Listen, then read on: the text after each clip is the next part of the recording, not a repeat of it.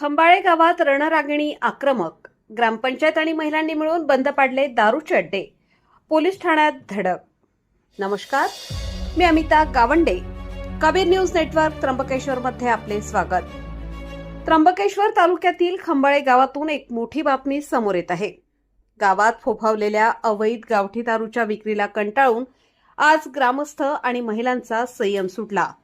सरपंच सरला भाऊसाहेब भोईर आणि ग्रामपंचायत सदस्य कैलास मोरे यांच्या नेतृत्वाखाली महिलांनी थेट दारूच्या अड्ड्यांवर धाड टाकत ते बंद पाडले आहेत.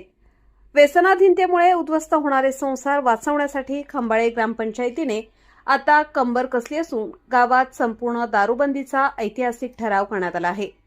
त्र्यंबकेश्वर तालुक्यातील खंबाळे गाव, जिथे गेल्या काही दिवसांपासून अवैध दारू विक्रीने तरुण पिढी आणि अनेक संसार उघड्यावर पडत होते.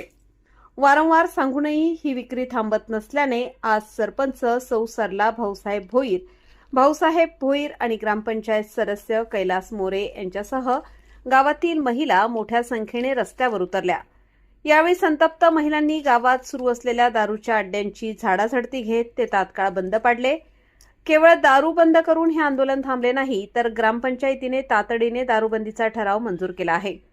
या ठरावाची प्रत घेऊन सरपंच आणि सदस्यांनी थेट पोलीस स्टेशन गाठले आणि पोलिसांना या अवैध धंद्यांविरुद्ध कठोर कारवाई करण्याचे निवेदन दिले.